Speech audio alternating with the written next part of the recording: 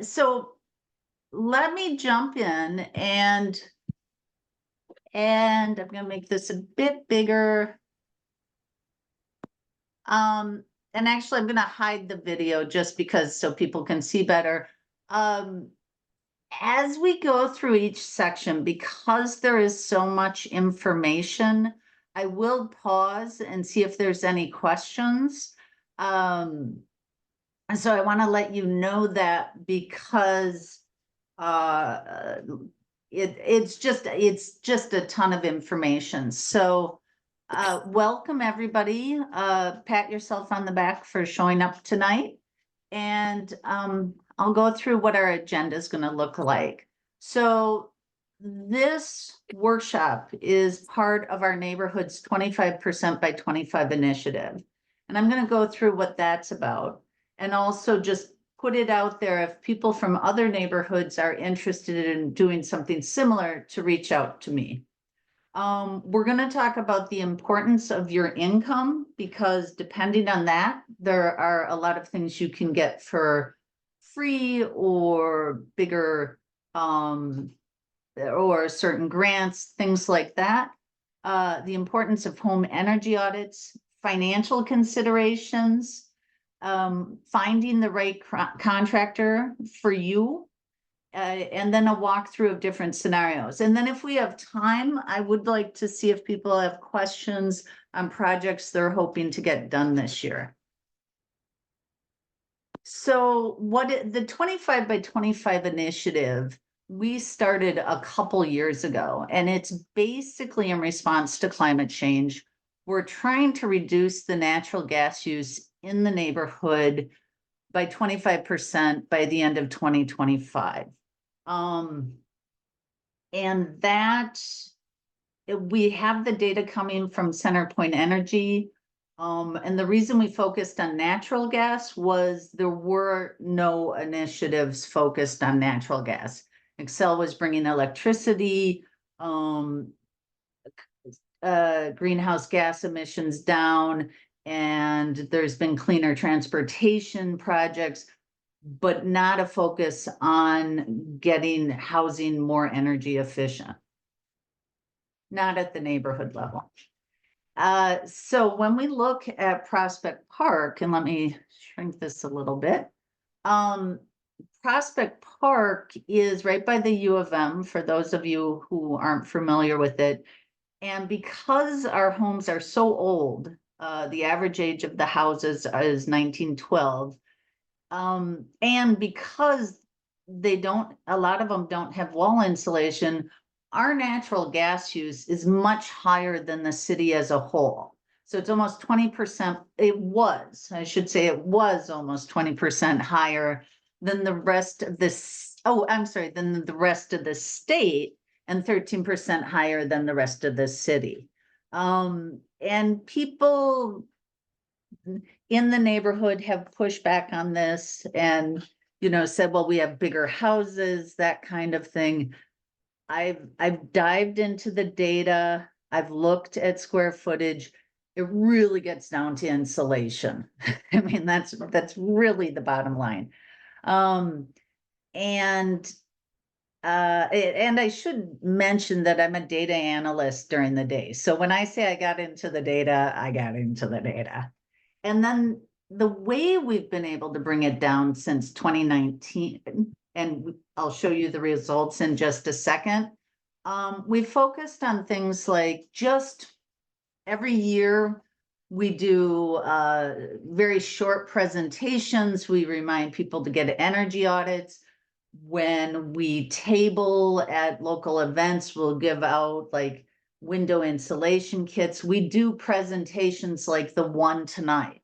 So it's not just the Environment Committee telling everybody, hey, insulate your homes. It's giving everyone the tools to know how to do it and what's best for them.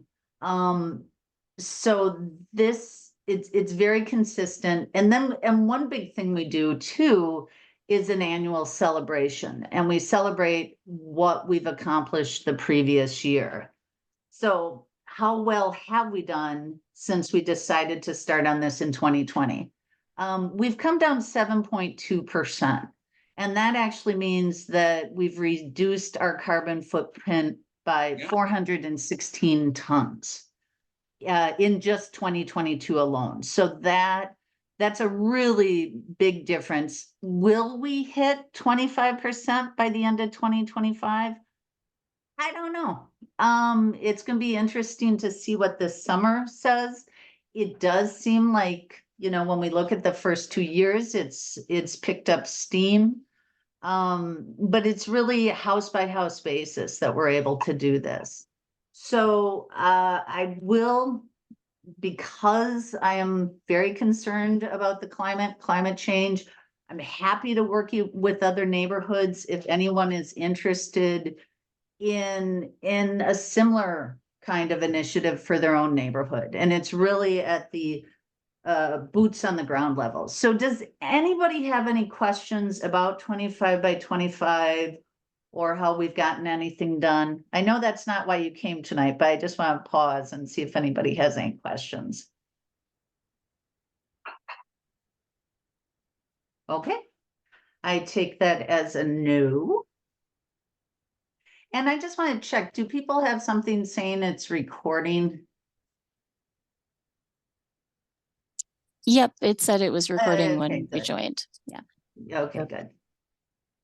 So the importance of your AMI, area median income, basically it's what the income is for your household. Now I included Ramsey County because there was one person who signed up from St. Paul. Is that person on the call? Want that on the big screen, or do you want that on the TV screen?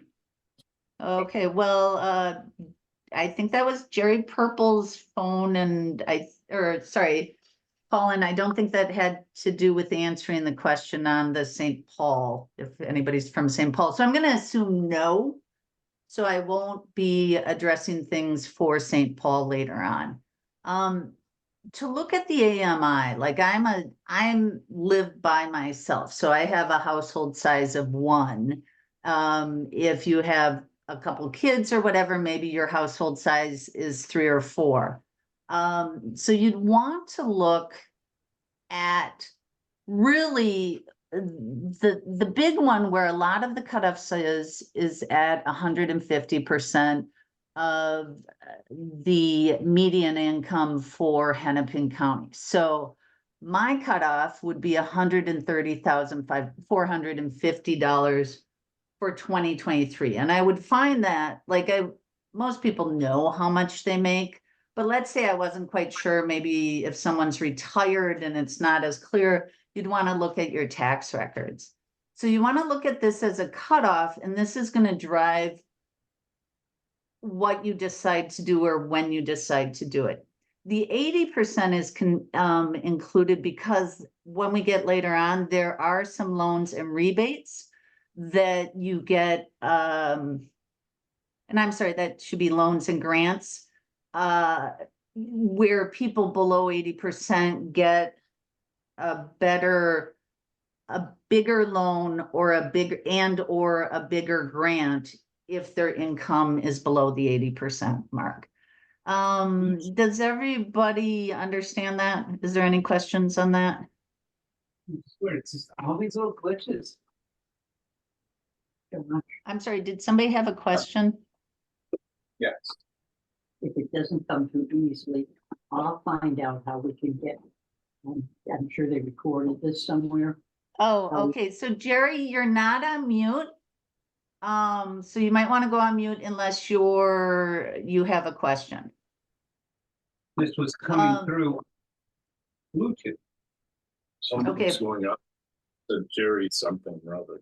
Hold on, I'm gonna just open this up and mute Jerry. No offense, Jerry. Okay. So, and if anybody is having trouble unmuting, you should be able to put something in the chat. So the 150% one of the biggest things you can get from it, or one of the most important things, is a free energy audit from MNCEE. I should have asked this at the beginning, but has everybody gotten the email from me with your worksheet and your reference sheet? Has anybody not gotten that?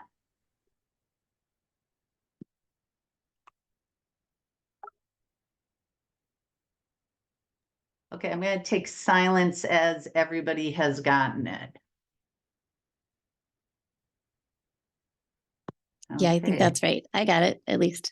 I Okay. can't speak for everyone. Thank you, thank you. It's all of a sudden I'm like, is anybody there? Well, I should call out that all of this information, including the links to how to get an energy audit, and as we go through the presentation, all the links are in that reference sheet. So the importance of energy audits, let me talk on this a bit, because I have, as I've done things over the years, some people don't want to do an energy audit. And I understand that having someone go through your house and, poke around and stuff can seem a little off-putting. The reason I really want to stress that it's important is I also know people who haven't had energy audits have decided they're going to start with something like replacing all their windows. And Center for Energy and the Environment very, very rarely recommends that anybody replace their window. You're just not going to get the money back. And usually there is a lot of other work to do first. And there's other reasons to get an energy audit that I will get into later, but I just wanted to really plug that because I know some people resist it. And I will say, for your own good and the good of your wallet, it's something you want to do. So an energy audit, they go through your house. They'll come to your house and evaluate how much insulation is in the walls or the ceiling. We'll go through what they do in the next slide. I wanted to show you what a sample report looks like, or the start of a report looks like. It's usually a couple pages. And this sample is coming from the Truth in Sale of Housing in Minneapolis. If you have bought your house since 2019, you can find this out on MNCEE's website, and the link is in that reference document I sent you.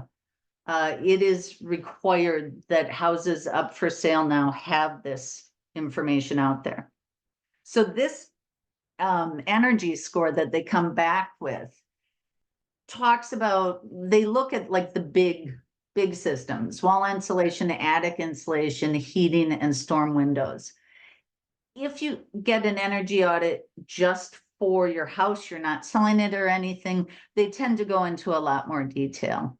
We will be using the attic insulation here as an example later on. I do want to call out that the rebate amounts changed at the beginning of this year, so it doesn't match up. But this really is a great way to start, and then you can decide, what you want to start with. Let's say heating system was something they were recommending. Well, that can be like $6,000 to $8,000. So maybe people want to start with attic insulation. The home energy squad, it takes about 2.5 hours. Like I said, they look at the insulation and everything. And then they'll do things like switch out the light bulbs, or switch out the shower heads, but they won't do anything you don't want them to do. I want to stress that. So I know people who really hate LED light bulbs and have been stockpiling the old kind. They're not going to switch out the light bulbs unless you want them to. So I've had it done. I've helped my mother get it done. Friends of mine have had it done, and it's really, usually they're very good and very professional. The additional benefit from getting to know what you need to work on is that you can then use their energy advisor service. And I've done this where I will reach out to them and ask them for a list of contractors. They'll send me a list. Occasionally, if I have like I can't get a hold of anybody, or somebody sort of says, oh, no, you don't want that done, they'll give me more information. They've even come back to my house to double check their audit. And also big, when we get into the loans and rebates, the links I'm providing are through mncee.org. Any questions on a home energy audit? Have people had a home energy audit? I do have a quick question, Mary. Sure. My name's Rachel, and we are in the process of buying a house that had a Tish energy audit, but Okay. it sounds like this energy audit is more comprehensive. Am I understanding that right? Right. Okay, great. But yeah, and boy, I don't know the rule, because the free energy audit you can get if you're below 150%, that's every 3 years. It's good for 3 years. So you might just want to start with the Tish report, and then like in a couple years get another energy audit. Okay. Great. If you've already got someplace to start, you may Mhm. not need to do it again. Okay, So thank you. yeah, no problem. Have you bought a house, or I mean, have you put money on a house, or are you still looking? We're getting ready to close. It's Oh. in Minneapolis, but not in the Prospect Park neighborhood. But Okay, yeah. well, congratulations. Thank you. That's Yeah. really exciting. Thank you.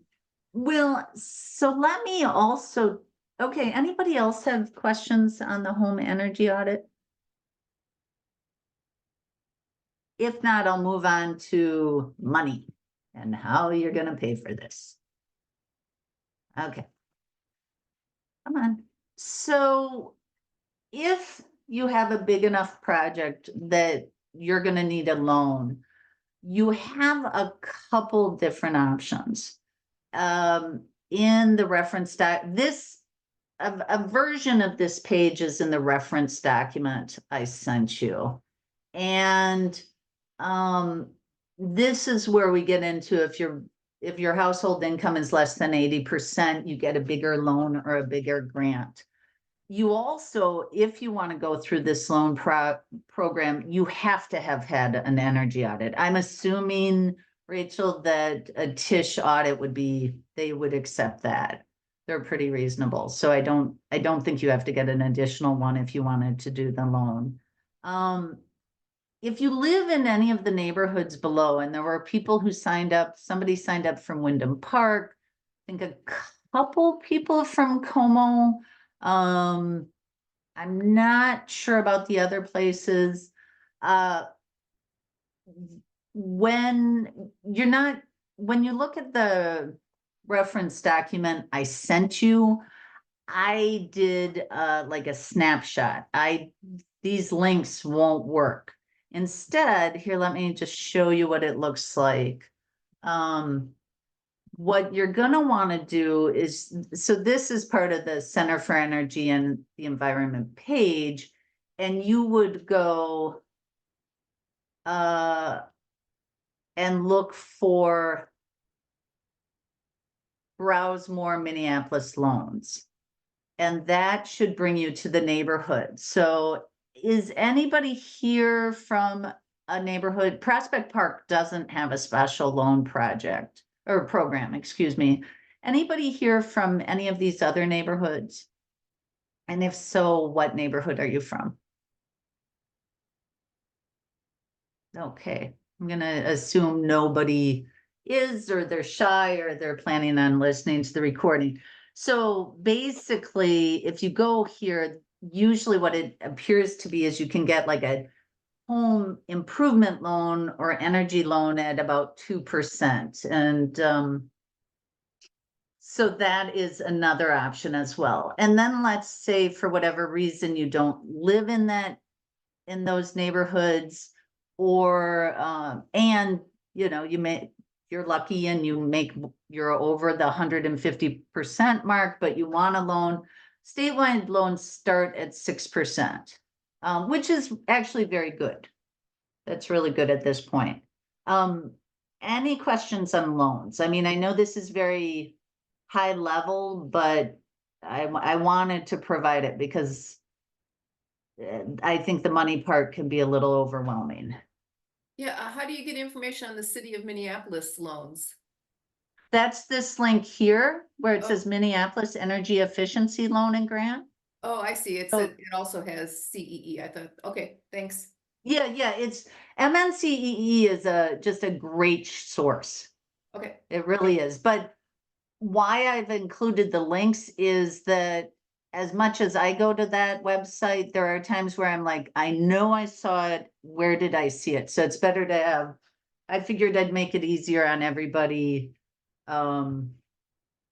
to find it. And one thing I should call out, if you are looking at applying for a loan, they said, and I want to, come on, sorry. They said, this is annoying. They talk about first come, first serve. So if you're looking at doing a loan in 2024, you'd want to plan on it earlier in the year than later in the year. And that's something else that the people at MNCEE can help you with. They'll give you an idea like, yeah, you really want to get it in the first quarter or second quarter or something. Anyone else? Okay, I'm gonna move on to the rebates and federal tax credits. Does everybody know what a tax credit is? Does anybody not know?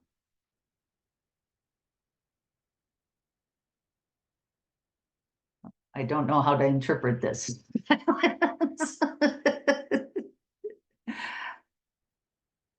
Okay, does a tax credit, Mary, I'm gonna put you on the spot.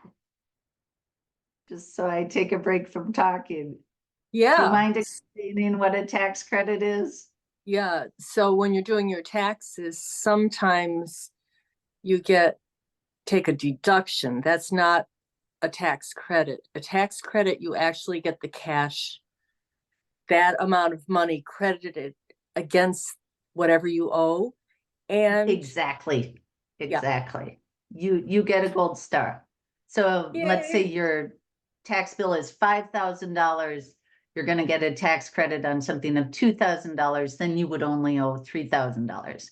And quite often it means you would get money back.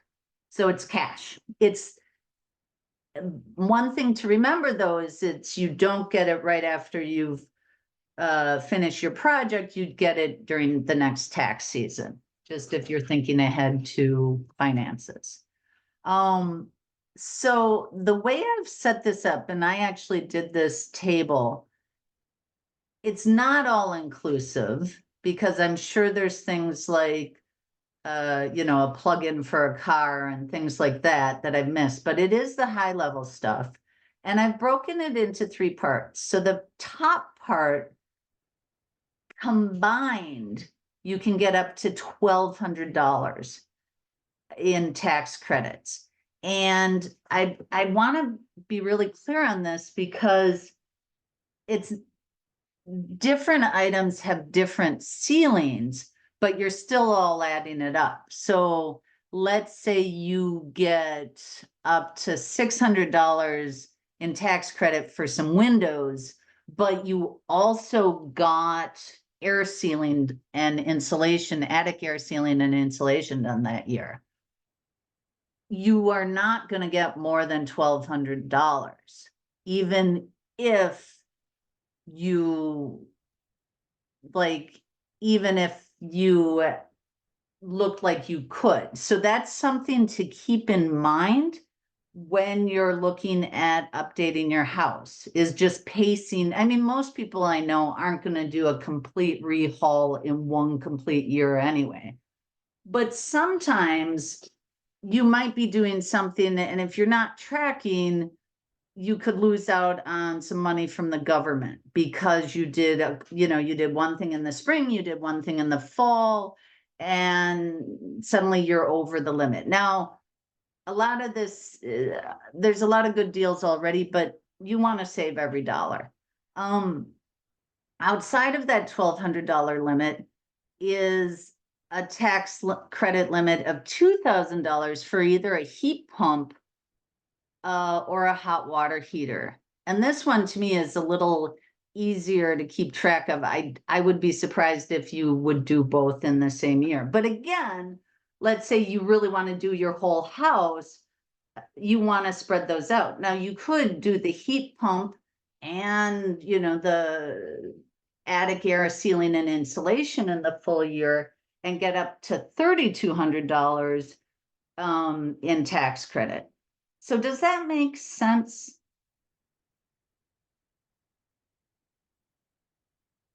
Should I go over it again?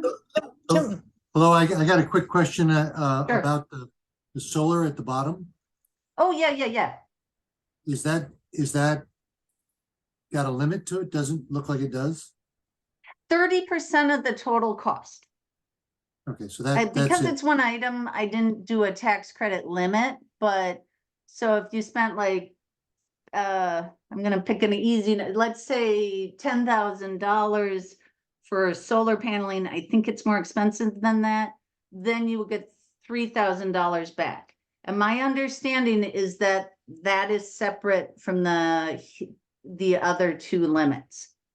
Okay, that's what my question was. Thank you. Yeah, I would, can I say one thing? Because I want to be really careful on this. I would recommend that people go to the tax form and look at it. And I also want to say that I am not an accountant. So that is when you want to go and double check. From what I could see, it looked like all three were separate, but be sure to double check that. Will do. Thank you very much, Okay. though. That's Yeah. interesting. Okay. Yeah, I mean, seriously. Sorry, did someone else have a question? I thought somebody else did. The other thing I wanted to call out is now as someone who cares deeply about the environment, I realize not everybody, a heat pump does not call to everybody. Some of these things, people want to stay with what they know. There are still rebates available. But it will come, like if you're getting a traditional furnace, you have to get a high efficiency furnace. And we'll get into this a little later when we go through the scenarios.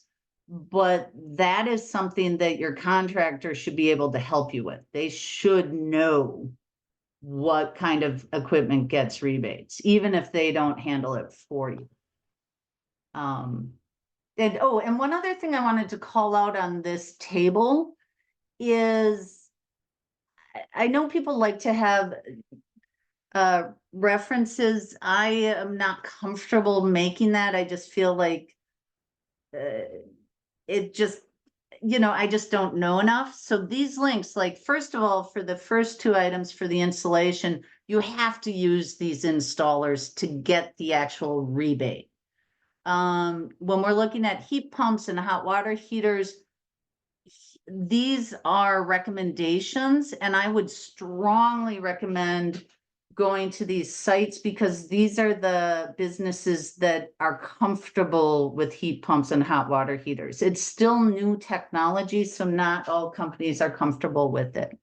And then, so something similar, if you are thinking about solar paneling, this is a link to a really great site that not only tells you what questions to ask your solar installers, it has some additional information as well. Nobody had put solar paneling down, so I didn't do as much deep diving into that. Okay, so any questions on this before I move on? I just had another dumb question here, but what it sounds to me like is you'd want to do one thing a year or a number of things that that got you up to the limit each year over a period of Right. years. You're really going to take advantage of this. Oh, yeah, yeah, and I would also recommend doing it sooner rather than later. And this is my own opinion, because I'm sort of jumping the gun a little bit with this workshop. And you'll see why in a minute when we get to the next slide. But this is only, so a lot of the federal tax credit is coming from the IRA. And once it's funding it from like 2024, and I want to say to 2030, once we get past 2030, the percentage goes down. And I do think there's going to be a period of years in the late 20s where everybody is going to be trying to get this done. And that's why I'm saying do it early and beat your neighbors, because especially, and I don't mean to get into politics, but if the federal administration stays the same, we should be good till the late 20s, or till the 2030 limit on this. If it changes in the fall, I'm not quite sure what's going to happen to the IRA, but I think if they tried to dismantle it, it would take a while. So just something to keep in mind. Not to Other than the, not to put other than the, fear of- yeah. Sorry. other than Go ahead. the, other than the solar panels, all the rest of them, is there any one particular one that gets the biggest return on the investment? It depends on your house, really, to be honest with you. And I will tell you, if you need everything done, which most houses in Prospect Park, if you're there, seem to need, I would really look at starting with wall insulation and attic insulation. And the reason I say that is that how tight your house is drives the rest. It drives how big your heating system needs to be. It drives how much solar paneling you need. Attic insulation, if you don't have the air seal and attic insulation, it's to the point where it's potentially free. And I've got an example in a couple slides to share with you on that one. And that's with the federal tax credit. Oh, actually, no, that's without the federal tax credit. So, okay, I'm getting ahead of myself, sorry. I'm very geeky, so I get excited about this stuff. Any other questions on this? And we can always come back to it. I mean, like, I know this is just, it's complex. So that's why I'm saying focus on what you think you're going to be working on and sort of let the rest fade, and you can come back to it later. And you can always reach out to me if you have questions. And I probably won't have the answers, but I can direct you to who may have the answers. So I'm going to move on to Minnesota rebates. And so what happened was the IRA gave states that wanted it like a chunk of money and said, figure out how to get people to upgrade their homes, basically. Minnesota has the money, but they aren't there yet with how they're gonna dole out the program. If you go to this website, and again, this is in your reference document, it'll give you a timeline where they're looking at late 24 to 2025. This really is aimed at lower income folks. So it really, if you make more than 150% of the AMI, I'm not sure it's going to give you that you would get anything out of it. It might. They're not super specific. The second part, this part where it's like upgrades for electrical panel and wiring, that is limited, but up here it's not quite as clear when we're just looking at insulation. But when we get into the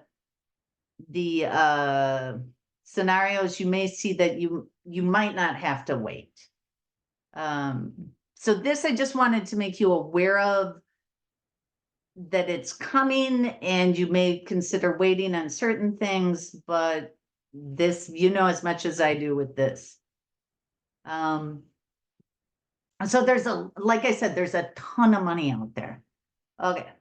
Before we get into the scenarios, I just wanted to talk about finding the right contractor, because I know for myself, this is a very stressful thing. So some things I put out there was, do they listen to you? I've had contractors try and talk me out of what I was requesting, especially with some of the newer, like when I'm asking for a heat pump. Do they communicate well? You might want to, scheduling might be a concern.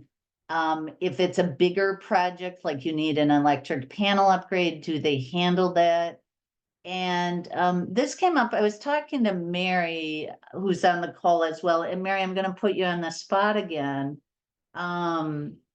You were looking at like possibly getting a heat pump last year. And how did they react when you brought up rebates? Oh, well, they didn't know much.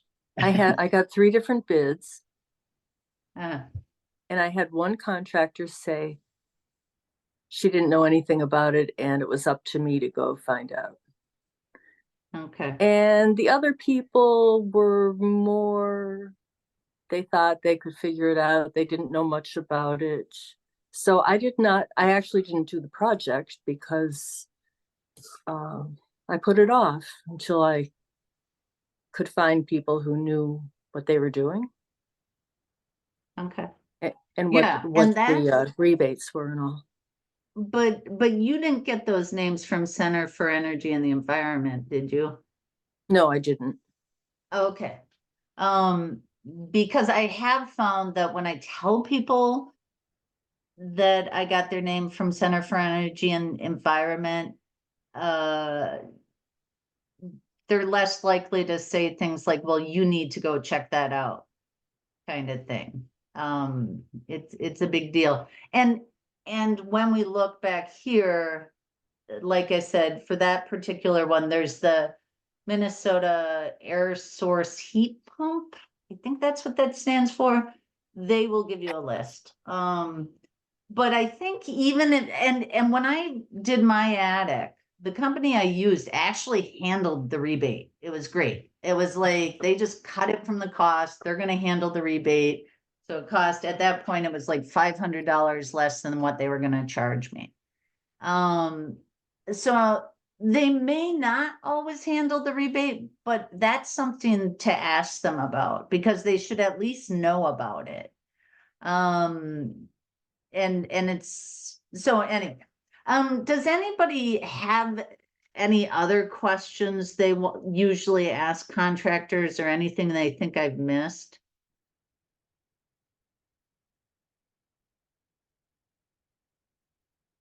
Okay, I just thought I'd ask. And then best practices, I would recommend communicating via email, except, when you schedule the bid, you're just calling up. But what I like about this is, like, I had some work done upstairs last year, not energy related. And there was a miscommunication, and I could go back and I could look at the email and see how I interpreted it versus how they meant it. And neither of us was at fault. It was just one of those things.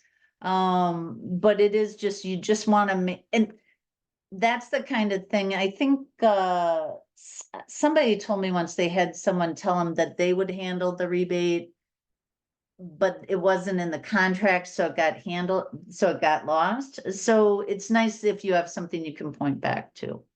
I recommend getting multiple bids.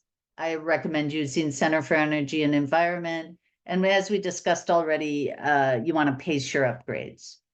And then lastly, and this one's really important, this can be very stressful, and you'll have a lot of people trying to be helpful, giving you advice. And just be kind to yourself.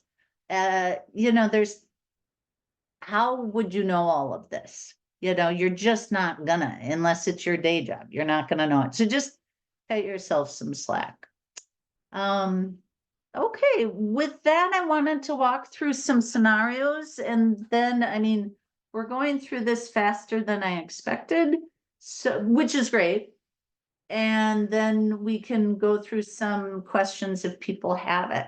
So this is Mary's scenario. And Mary, from our conversation earlier, you told me the bids you got last year, like you were looking at replacing, it's like an AC unit, not a window unit, it's a different one. And they were saying that was a couple $1,000s less than the heat pump. So this was, I just put in these numbers. Yeah, that's right. And the rebate's higher than you and I talked about, because I dug into it a bit more. So the final cost is pretty much the same. Like if this was the actual bid, then the heat pump would be cheaper by $50.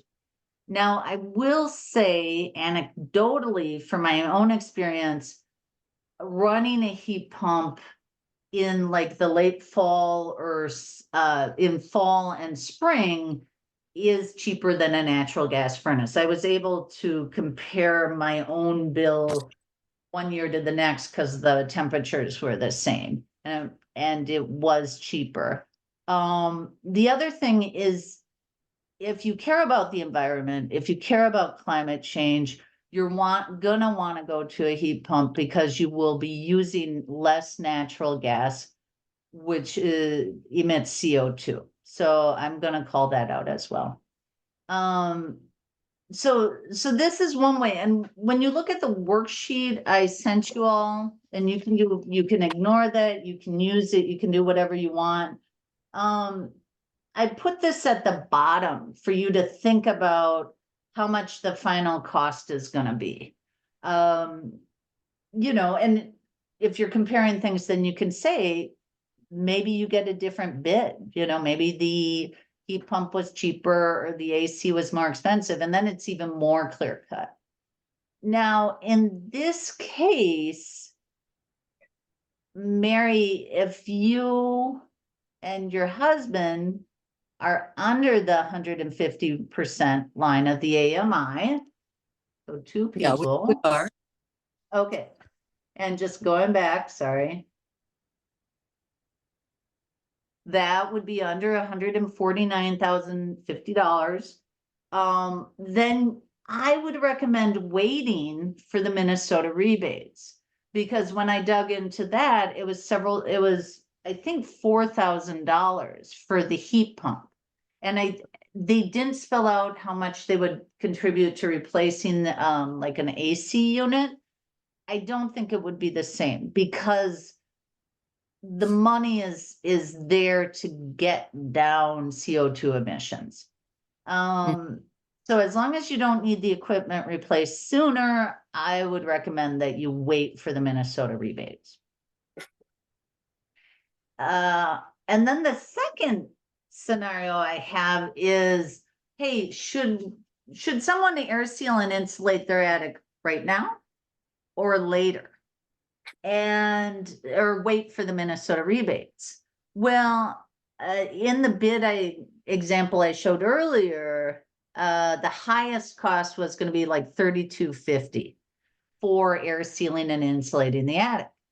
Here's the thing with this specific project. The city of Minneapolis does a matching rebate. So you can get $1,300 from the utility. Minneapolis matches that $1,300. That would leave $650. And then your federal tax credit is 30% of that, which is $195. Final cost to you would be $455. and annual energy savings are anywhere from $200 to $400. So the only, and the thing with waiting for a Minnesota rebate is there's just so much unknown. Like going from one year to the next, you can expect the bid to be higher. I think that would make sense. The other two numbers, 2,600 and 195, would stay the same. It is unclear what the Minnesota rebate would be. Now, if you're over 150%, I won't even worry about it. I'm sorry, I would just not wait for the Minnesota rebate. If the bid is under like 3,000, so that's all of this, we've got, sorry. If it's like, so we know we get 2,600. I mean, honestly, this is one where you could wait for the Minnesota rebate, but by the end of the day, how much are you going to save? Because you're going to have a year of higher energy costs that might make it a wash. So it's up to you. I mean, if you really want to make sure you get every dime out of the government, you can do it. But they just are so unclear about what's happening with the Minnesota rebates. Does that all make sense? Could you repeat it? The whole slide? Oops, Well, sorry.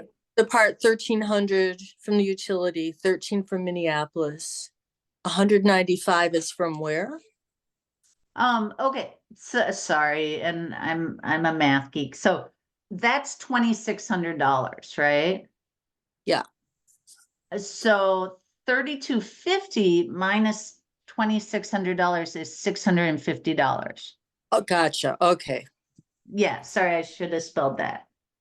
And then, and that is one thing I really want to call out with this spreadsheet.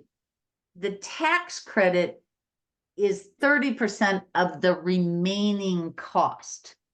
So it's not so they're going to take the rebates you get into consideration.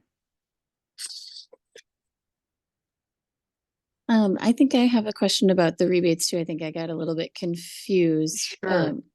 So it sounds like there are multiple different types of rebates from different places. Like it might be from Excel, it might be from the city. Maybe in the future there will be state rebates. Exactly. Okay. And that's why it's helpful to work with a contractor that's already familiar, because they might know where the particular rebate should be like applied from, basically. Is that right? Well, I would work to get the best information, double check with Center for Energy and the Environment. Okay. But because you might hit a contractor like Mary did, who's like, oh, I don't think there are any rebates. True.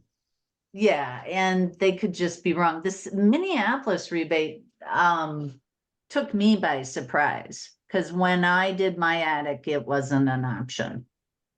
Okay. So it can change from year to year too. Okay, great. Yeah, I mean, it used to be $500. Now, if you're getting both air sealing and insulation, it's $1,300. And I will say, if you're getting insulation only, there's no rebate. Mhm.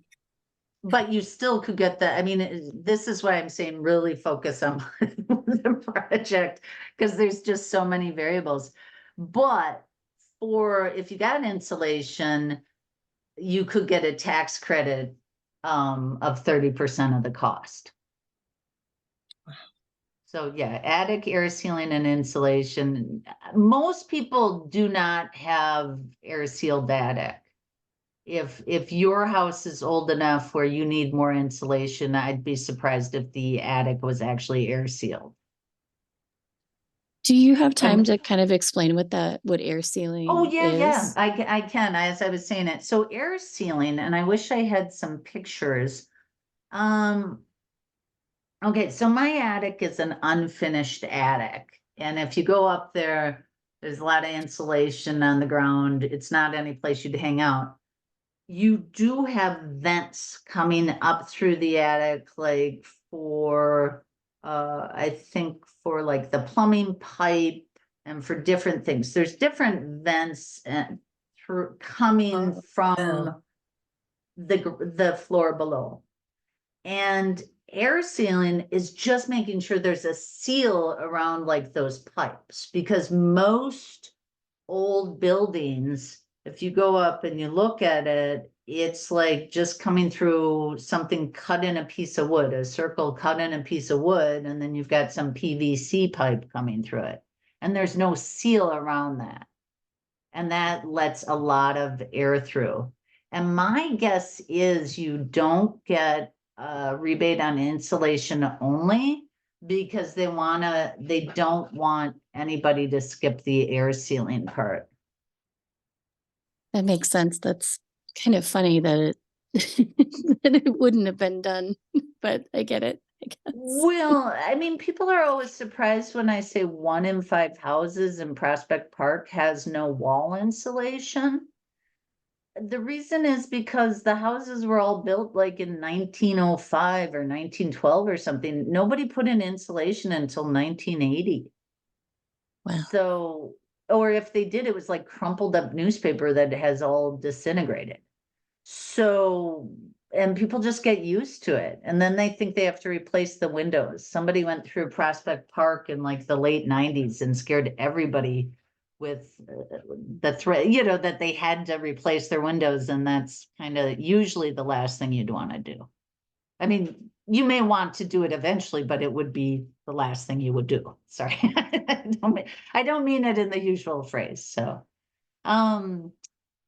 okay. So I want to go back to this because I know, like, I work with numbers all the time and I really had to think about this. And I just wanted to make sure it made sense to folks that you take your bid, you take your rebates, you figure out the tax credit, and then you'll know how much the final cost is.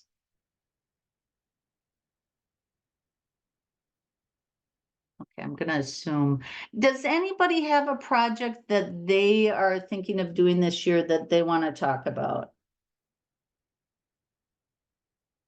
Or ask questions about?